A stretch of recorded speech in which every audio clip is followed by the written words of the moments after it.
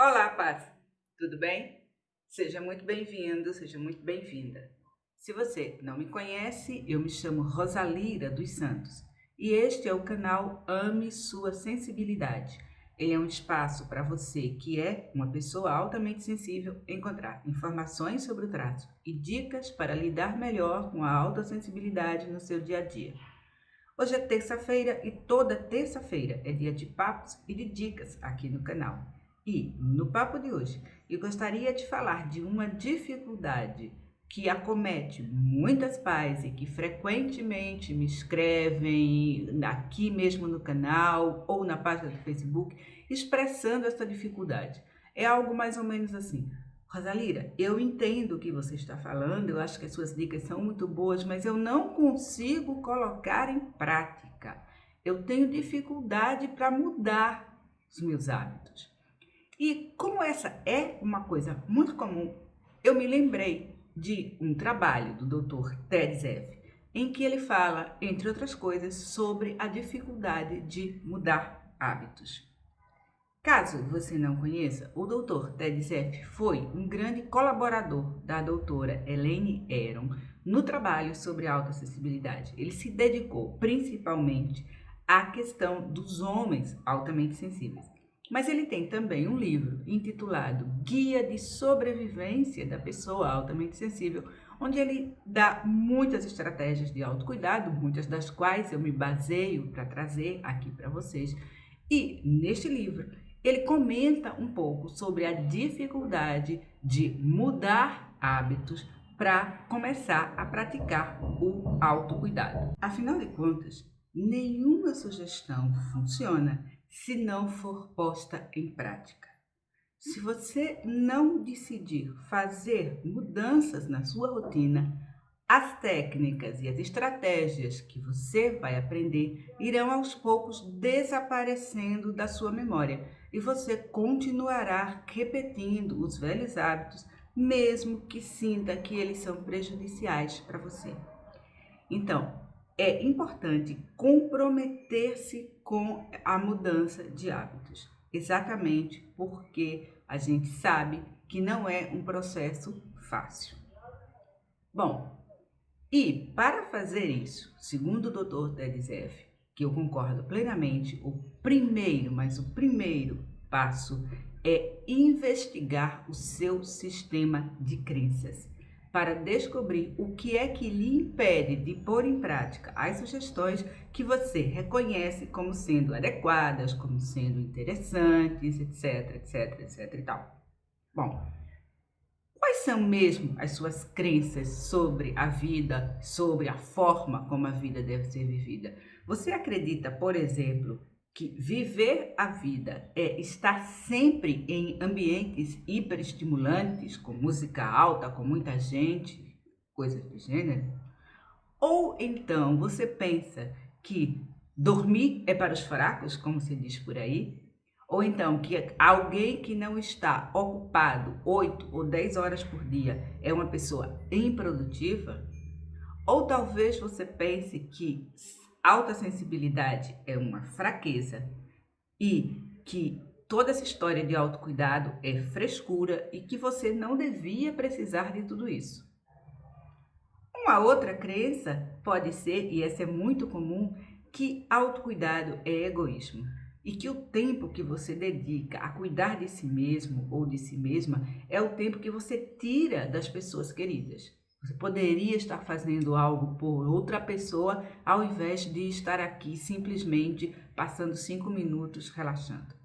Então, investigue, investigue, investigue, seja sincero ou sincera consigo mesmo e descubra o que você realmente pensa a respeito do autocuidado e das estratégias que você conhece, seja através desse canal, seja de outros materiais. Então, descobrir o que lhe impede de agir é, sem dúvida alguma, o primeiro passo. E é claro que o segundo passo é agir, é fazer as mudanças, é atuar. Mas atenção, atenção.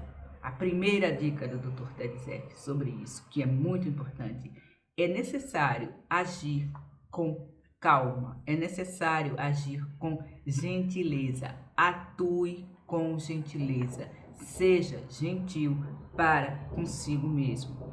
Ora, você levou um tempão desenvolvendo esses hábitos e agora não pode querer mudar tudo de uma hora para outra. Ao contrário, quanto mais você se pressionar, mais rapidamente você vai largar tudo e dizer: poxa, isso não é para mim, não vou fazer, é muito complicado, tá?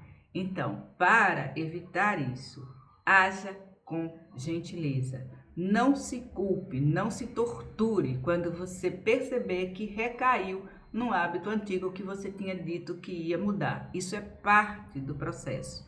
E quanto mais você se tratar com gentileza, mais facilmente você se mantém no caminho e quando perceber, já automatizou aquele novo hábito. A segunda dica do Dr. Zef: procure apoio. É sempre muito mais fácil fazer algum tipo de mudança quando a gente tem o apoio de pessoas que estão próximas de nós. Mas atenção, procure pessoas que realmente lhe apoiem, tá? Todo mundo conhece aquela pessoa próxima que diz que apoia, mas que inconscientemente ou conscientemente nos sabota. É aquela amiga que chega sempre com um bolinho quando você está de dieta. Ou é o parceiro ou parceira que sempre quer que você fique um pouquinho mais na cama quando você decidiu que ia começar a fazer exercício logo cedo. Então, tenha cuidado, mas procure pessoas que apoiem o seu processo de mudança. Terceira dica do Dr. Zef: vá devagar. Como eu disse, você levou anos criando seus hábitos atuais. Não vai conseguir mudar tudo ao mesmo tempo e rapidamente. Então, priorize. Escolha, dentre todas as sugestões, por exemplo, aqui do canal e outras que você conhece, escolha quais os hábitos que, na sua opinião, são mais importantes para você mudar agora. E faça isso de forma paulatina. Por exemplo, digamos que você resolveu que vai para a cama mais cedo. Então, comece a ir para a cama 5 minutos mais cedo. Depois mais 5, mais 5. Quando você se der conta, você já conseguiu firmar o hábito de ir para a cama meia hora mais cedo ou 1 hora mais cedo, qualquer que seja o objetivo que você se propôs, tá? E já que estamos aqui, emendando com a dica seguinte: você precisa criar motivação, tá? Para alimentar a sua força de vontade quando, até por inércia, você tiver a tentação de voltar aos costumes antigos. Então, uma boa maneira de fazer isso é fazer uma lista dos benefícios que você julga que vai adquirir ao transformar aquele hábito. Por exemplo, você decidiu ir para a cama mais cedo porque você acorda sempre tarde, atrasado ou atrasada e cansado. Então, pense no que você faria se você conseguisse acordar mais cedo, ter mais tempo e estar descansado. Quais os benefícios que isso lhe traria? Você teria um tempo para meditar? Você tomaria um café da manhã melhor preparado, com mais calma? Você teria o tempo para fazer um exercício físico? Enfim, faça uma lista daquilo que você acredita que vai ganhar ao fazer essa mudança na sua rotina. A quinta sugestão: crie um ambiente que favoreça e não prejudique a sua mudança de hábitos. Ora, todos nós temos alguns hábitos prejudiciais que estão associados a determinados ambientes, determinados momentos, como por exemplo, sei lá, toda vez que um colega entra na sua sala de trabalho, ele lhe convida e vocês vão juntos tomar café. No final do dia, você tomou muito mais café do que gostaria. Então, mude essa relação. Talvez frequentando você a sala dele, com outras ideias, ou então mude a frequência com que você está em determinados ambientes. Sei lá, um exemplo. Você costuma fumar sempre que está com amigos, num barzinho? Então diminui a ida ao barzinho. Enfim, o que é importante aqui é que você entenda que você tem todo o direito de fazer novas escolhas que, na sua opinião, vão lhe trazer benefícios na sua vida. Uma coisa importante que o Dr. Ted Zeff nos diz é que, de acordo com a experiência dele, leva mais ou menos 6 meses para que um novo hábito se consolide. Então, pense que neste período você vai precisar sim de persistir no comportamento que você está tentando tornar habitual. Isso por quê? Porque a tendência do nosso cérebro é de poupar energia. E para poupar energia, eu automatizo as coisas.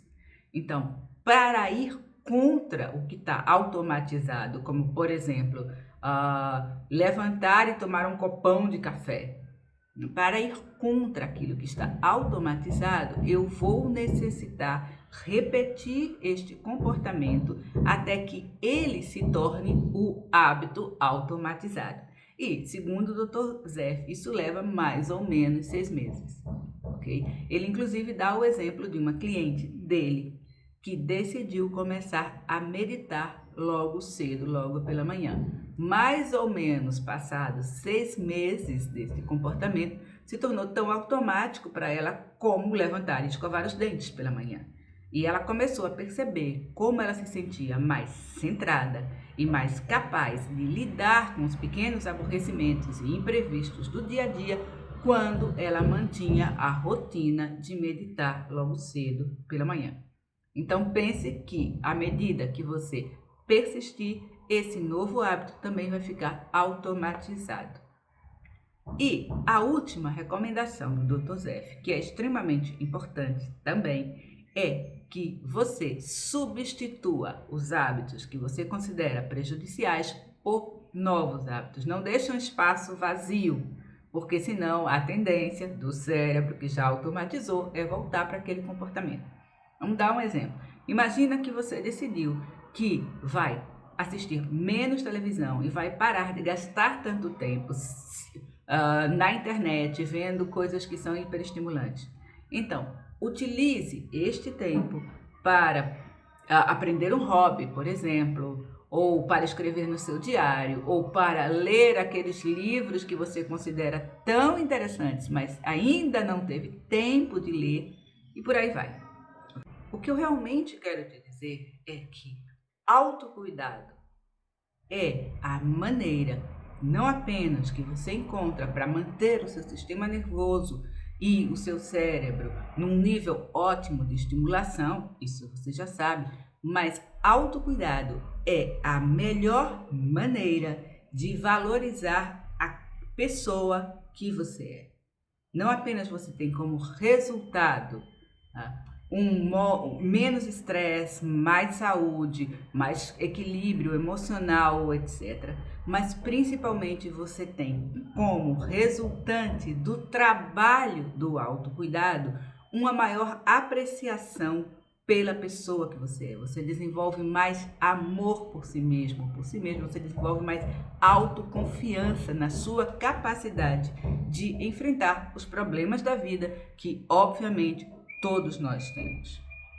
E, por fim, eu queria trazer uma frase de um outro escritor que eu admiro muito, que também já nos deixou, assim como o Dr. Ted Zeff, que é o Dr. Stephen Covey, que tem um livro muito famoso chamado 7 Hábitos das Pessoas Altamente Eficazes. E falando de hábitos, o Dr. Covey diz o seguinte: plante um pensamento e colha uma ação. Plante uma ação e colha um hábito. Plante um hábito e colha um caráter. Plante um caráter e colha um destino. Basicamente, é disso que se trata. Você pode encarar o traço da autossensibilidade como um grande problema, uma dor de cabeça, do qual você daria tudo para se livrar, e é um mau destino. Ou você pode encarar o traço da autossensibilidade como uma parte importante de você, que lhe traz qualidades e características positivas e vantajosas, e que lhe traz também alguns desafios com os quais você pode tranquilamente aprender a lidar. E é disso que se trata, disso que o Dr. Covey trata quando fala em colher um destino. O nosso destino é muito menos determinado pelas circunstâncias que nós vivemos, pelas cartas que nós recebemos ao nascer, e muito mais determinados pela escolha das respostas que nós damos a elas. Escolher como vai viver a sua autossensibilidade é uma possibilidade aberta para você. E eu espero estar lhe ajudando a fazer uma boa escolha, uma escolha que vai lhe permitir desfrutar de todas as inúmeras vantagens que o traço nos traz e, ao mesmo tempo, de minimizar, de reduzir os desafios e as dificuldades que também, sim, estão presentes no traço da autossensibilidade. Bom, pais, este foi o Papos e Dicas dessa terça-feira. Como sempre, eu espero que o conteúdo tenha lhe sido útil e também, como sempre, eu lhe peço que, se você gostou, clique no botão que aparece aí embaixo, assine o canal, acione os sininhos para receber as notificações e, mais ainda, e também, como sempre, eu lhe peço que, se você conhece uma pessoa altamente sensível, que já sabe que é altamente sensível, que já sabe que precisa fazer algumas mudanças na sua rotina, mas que tem muita dificuldade em começar a fazer isso, por favor, compartilhe este vídeo e me ajude a difundir informação e informação de boa qualidade sobre a autossensibilidade aqui no Brasil. Muito obrigada por ter me assistido, beijos e bênçãos, e até a próxima. Tchau!